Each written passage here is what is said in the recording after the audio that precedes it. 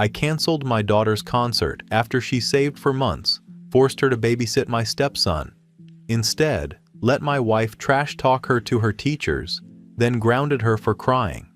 Now she's cut us off completely and abandoned her brother, and I don't understand why.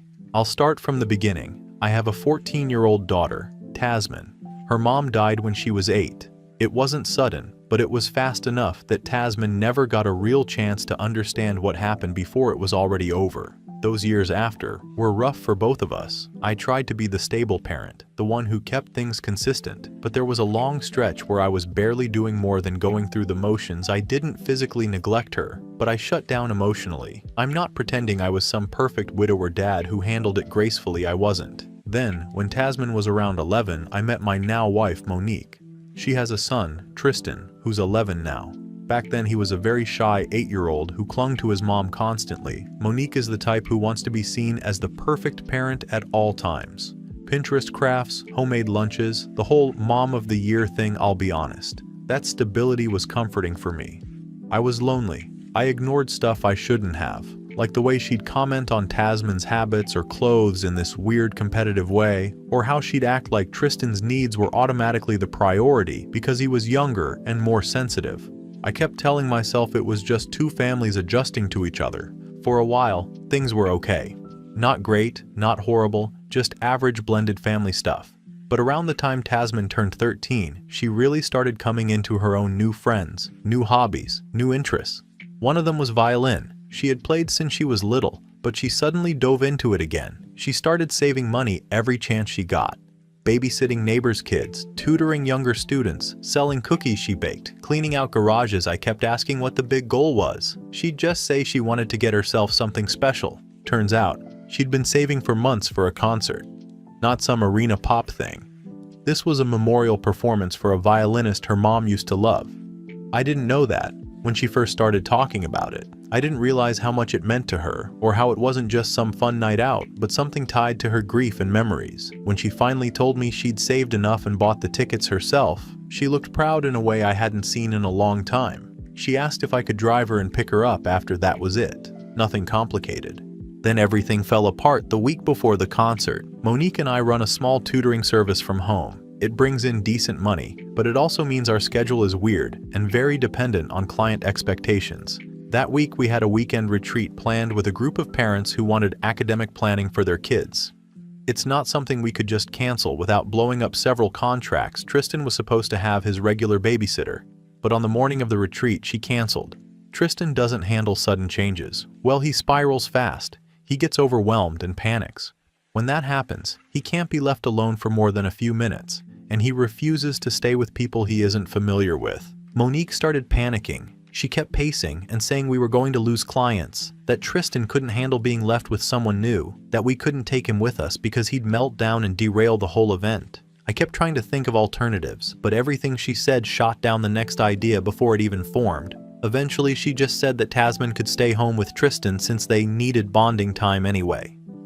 Tasman had been up early that morning getting her clothes ready for the concert. She'd even ironed them, which she never does. I told her we needed to talk, and the second she saw my face, she already knew. She just went quiet and asked me not to cancel on her. She was shaking. She told me she'd saved for months, that this was important. She said she'd already told her aunt and her violin teacher she was going. I told her we couldn't risk losing clients, and that she was part of the family, and sometimes that meant helping. I'm not proud of that line. It sounded reasonable in the moment, but looking back, it was like I threw her under the bus to keep everyone else calm. She watched me cancel the plans with her. She turned around, closed her bedroom door, and the next thing I heard was her trying to muffle herself. She tried so hard not to let me hear her crying. That part still sits with me. I grounded her later for having an attitude, but honestly, I think she just stopped talking altogether because what was the point? And while I was dealing with all this, I had no idea Monique had gone to a teacher conference without telling me. She told the staff that Tasman was acting entitled and unstable. She said Tasman used being motherless to get sympathy. She mentioned savings bonds from her mom like Tasman was throwing money around. When one of the teachers emailed me privately after the meeting, I didn't even believe it at first. It sounded too out of character. But she said she felt uncomfortable with how Monique talked and thought I should know. By the time I figured this out, Tasman was already shutting down. When I tried confronting her about her behavior, which was mostly just her barely speaking to me, she broke down again. She said she felt invisible.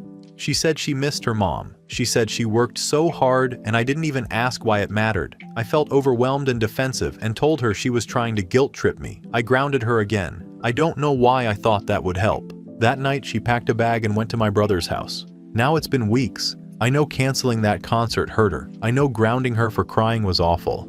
I know I didn't ask enough questions, but I don't understand how we got from that to her moving out and cutting everyone off like we're strangers.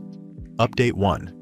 So first off, I went to see my daughter at my brother's place like everyone suggested. I didn't want to show up unannounced and corner her, so I called ahead and asked if she'd even be okay with me coming. My brother said she didn't seem thrilled, but she didn't say no, so I took that as a good sign. I wish I had prepared myself better, because the whole visit felt like a punch I wasn't expecting. She was just blank. She acted normal enough to be polite, but not in a warm way, more like the way you'd talk to a coworker you don't know well and don't want to know well. No eye contact unless she had to, no reaching for a hug, nothing, and that honestly freaked me out more than if she had screamed at me. I tried to ask if she'd think about coming home, or at least if she wanted to talk privately, but she shut that down immediately. She said she wasn't comfortable being alone with me and would only talk if someone else was present, and before anyone jumps to conclusions, no, this isn't about being scared that I'd hurt her or anything extreme. She didn't look nervous, she looked guarded, like she wanted a witness so nothing could be twisted around on her. That part stung because I've never done anything like that to her, but I get that from her perspective the last few months probably felt like I was constantly siding against her. After she left the room, my brother sat down with me and basically unloaded months worth of stuff that I didn't know about, and I'm not blaming him at all for not telling me sooner. He said he assumed I already knew and just chose not to deal with it, which honestly tells me a lot about how I must have looked from the outside. He told me my daughter had been struggling for a long time. Stuff I thought she was acting dramatic about, or just being a teenager, apparently wasn't that simple. It turns out Tristan had been going into her room constantly, even after she asked him to stop, and Monique brushed it off as him needing to bond. And yeah, I knew he sometimes went in there, but I didn't realize the extent of it. My brother said my daughter practically lived with her door barricaded on weekends she was with me. He also told me something that honestly made my stomach drop. Monique went through my daughter's journal. She told my brother she was looking for signs of dangerous behavior because she thought my daughter was too emotional lately. Hearing that made my skin crawl, because even if her intentions weren't malicious, that's such a massive violation, and I didn't know. I had absolutely no clue she did that. And then there was the thing about the teacher conference. My daughter's teachers apparently got a very different picture of her because of what Monique said. I already knew about some of it after the teacher emailed me, but I didn't realize how much my daughter had been dealing with at school since then. My brother said she's been getting treated differently, more like she's fragile or unstable, and she's been mortified about it. I had no good explanation for any of it. All I could say was that I genuinely didn't know. Hearing it all laid out like that made me realize why she's so distant now. After that conversation, I went home and confronted Monique. I expected defensiveness, and yeah, there was some of that, but she also fell apart in a way I didn't fully expect. She said she was overwhelmed and felt like she was constantly being compared to my late wife, and that she felt like she was never enough for my daughter. I get that insecurity, I really do, but the way she handled it made everything worse. I told her that she had crossed multiple lines, and she owed my daughter a serious apology. I also told her that the stuff she said to the teachers was not only inappropriate, but damaging. She cried and said I was choosing my daughter over our marriage. And maybe it sounded harsh, but I told her I wasn't choosing anything that's my kid. She comes first. She always has. I should have made that clearer sooner. I also fixed the room situation. I told Tristan he wasn't allowed in her room at all anymore. I didn't scold him because he's a kid and didn't understand the boundaries, but I made it clear that it wasn't acceptable anymore. The last thing that happened this week was maybe the biggest wake-up call. One of the teachers sent me a recording from the hallway. I don't know how she got it, but she said she felt I needed to hear it because the written summary didn't come close to what was actually said. Watching that audio file load made my stomach twist. I honestly thought maybe the teacher exaggerated a bit when she emailed me. Turns out she actually downplayed it. Hearing my wife talk about my daughter so casually and so cynically, I don't even know how to describe the feeling I had. My daughter never even got a chance for her side to be heard because my wife had already painted her as some manipulative problem child. Update 2.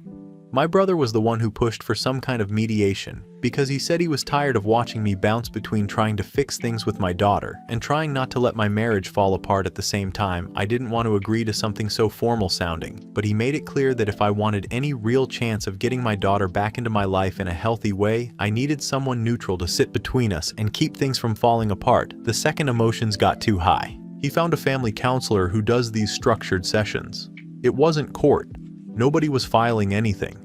It was just supposed to be a space where everyone could talk without things being shouted over. I didn't want Monique there.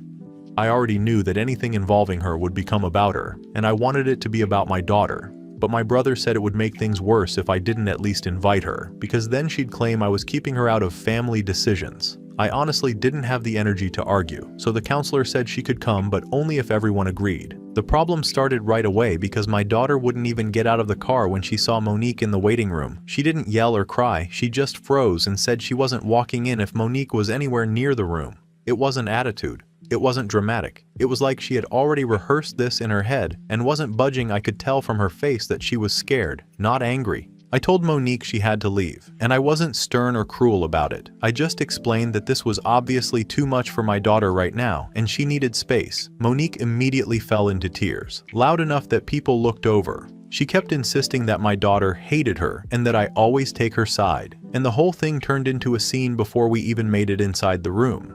It was embarrassing. I was holding the door for my daughter while my wife cried in the hallway like I just kicked her out of the family.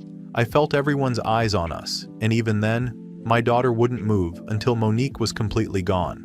Once we finally sat down inside with the counselor, it started off awkward.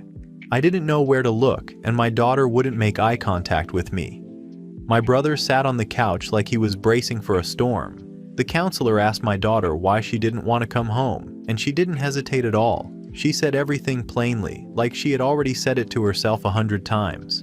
She said, I only pay attention to her when things are calm, but the second something goes wrong with Tristan, or something stresses Monique out, she becomes the one who needs to adjust. She said she felt like this live-in backup adult who was supposed to step in whenever Tristan couldn't handle something. She talked about how humiliating the thing at school was, and how teachers look at her differently now. She said it isn't one moment that pushed her out of the house. It's everything together. All the times she felt invisible or dismissed. All the times she tried to explain something and got told she was being dramatic. She said the concert wasn't even the worst part. It was just the moment she realized I wasn't going to pick her.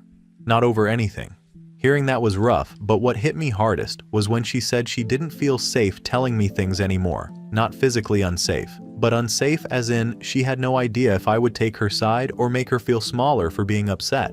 She said she didn't trust me to protect her from things inside the house, and honestly, I didn't even know what to say. I didn't know how to defend that, because I knew exactly what she was talking about. I tried to explain my perspective, that I was overwhelmed, that Tristan's meltdowns always derailed everything, that I wasn't trying to choose anyone over her. None of it landed. She just kept looking at the floor and shaking her head. I've never seen my daughter shut down like that. Not in years, maybe not ever. After the session ended, the counselor pulled me aside privately. I thought she was going to give me some general parenting advice or tell me to try family therapy. Instead, she said that my daughter isn't acting out. She's reacting to a situation that's been emotionally draining for her for a long time. She used the word trauma, which hit me harder than anything else that happened that day.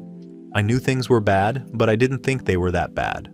Update 3. I don't know if Monique panicked or if she just couldn't stand the idea that she wasn't in control anymore. Either way, she made everything 10 times worse without me even realizing she was planning anything.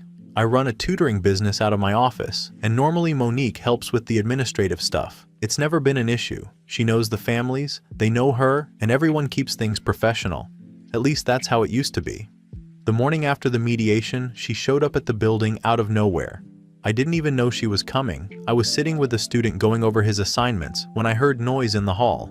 At first I assumed it was Tristan, because sometimes she drops him off if he's having a rough day. But then I heard her crying loudly. The kind of crying that makes everyone look up. My assistant tried to calm her down, but she wasn't listening. She kept going on about how the family was falling apart and how my daughter had turned everyone against her clients were walking past her. Some parents I've known for years gave me these awkward looks like they didn't know where to stand. It was humiliating. I had a kid in the room staring at the door while I was trying to redirect him to his work, but it was pointless. Everyone heard her. I eventually had to step outside and guide her back into the car. She didn't calm down until she realized I wasn't entertaining any conversation with her in the parking lot. My assistant handled the rest of the day because I couldn't focus. I kept thinking about how many people saw that, how many were going to talk about it, how this would swing back on Tasman again if any teachers or parents connected the dots. By the time I got home, I assumed the worst was over.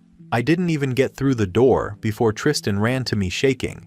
He was in full panic. I've seen him overwhelmed before, but this was different. He could barely breathe. I picked him up and tried to steady him. He kept grabbing at my shirt like he was drowning. I got him to sit with me on the couch, just holding on to me until his breathing slowed. That's when Monique came into the room. Instead of checking on him or helping, she asked why he went to me first. She acted like he betrayed her. She said the panic attack was caused by Tasman filling his head with things, because apparently that's the newest explanation for everything. Listening to her say that, while this kid was still trembling in my arms, made something snap in me.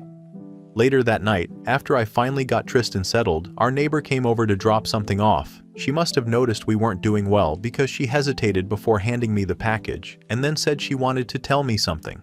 She apologized first, which made me nervous. Then she said she needed me to know that Monique had been talking about me for months, not in a harmless way, but in a very specific, targeted way. She had been telling people I didn't support her emotionally, that she had to carry the household, that I was too soft with Tasman, that Tasman was unstable. She even said Monique hinted that I favored my daughter because I felt guilty about her mom.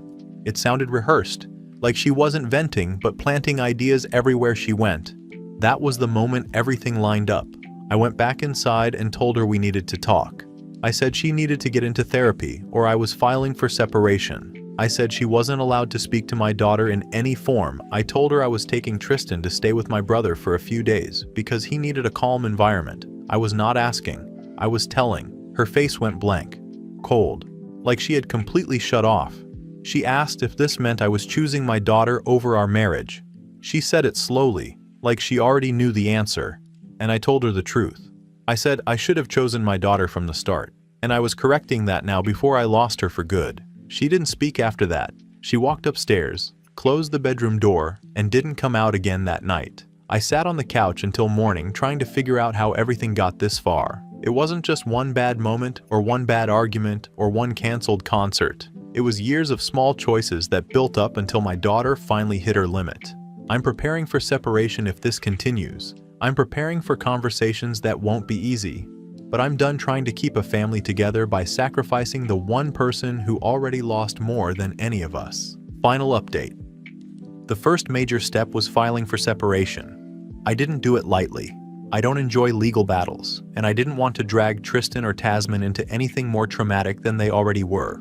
But after the blowout argument the night before, after Monique screamed that I never loved her, tried to guilt Tristan into picking sides, and called me emotionally abusive, I had no choice. I recorded it all not because I wanted revenge, but because I needed proof that Tristan's safety and emotional well-being were at risk if I left him there. My brother and a counselor agreed immediately that I had to get Tristan out as soon as possible. Moving Tristan to my brother's house temporarily was complicated. He clung to me in the car like he was afraid I was going to disappear. Tristan had been terrified, not just of Monique, but of the conflict, of the yelling, of watching everything fall apart around him. I didn't hear from Tasman for a few days after that. I assumed she was still angry, still distant. When I finally managed to meet her one-on-one at my brother's house, I wasn't sure what to expect. She wasn't cold, but she wasn't warm either. She was careful, like she was testing the waters, measuring how much trust she could give me. She told me she wasn't coming home. She would stay with her uncle permanently. I thought I might break inside right then, but she said something that made me realize I hadn't lost her entirely. She wasn't cutting me off. It was a fragile truce. I didn't hug her, she didn't hug me, but we sat together, and she let me explain some things. I told her about Tristan, about my efforts to get him somewhere safe, about Monique and the decisions that had gone wrong. She listened carefully. She didn't say much, but she allowed me to tell her what I had done and why. And when Tristan eventually begged to see her, she didn't turn him away. She knelt down to him and told him gently that none of this was his fault. I realized then that she had never abandoned her brother. She had been trying to protect herself while also not wanting to traumatize him more than he already was. Monique tried to use this situation to her advantage. She attempted to file for custody of Tristan alone. I didn't respond with threats or arguments. I offered shared parenting schedules only if she entered therapy and agreed to work on her behavior. She refused. She refused multiple times. I was forced to take a harder line, and the temporary placement of Tristan fell entirely to me because Monique had a breakdown in front of mediators. She cried, yelled, and then refused to speak further. At that point, I realized there was nothing I could do to fix her, but I could control the environment for Tristan and Tasman. The emotional cost of all this is impossible to overstate. Tasman and I are slowly rebuilding our relationship, but it's slow. We have weekly dinners, therapy sessions, and conversations that are uncomfortable for both of us. She sets the boundaries now, which makes sense. She's the one who's been through trauma and betrayal, and I can't just decide when or how she should forgive me. Tristan is finally stable. He's adjusting to having a safe environment, even if it's temporary. He's learning that he isn't responsible for his mother's mood swings or my decisions. He's beginning to see that Tasman isn't gone, and that what happened wasn't his fault.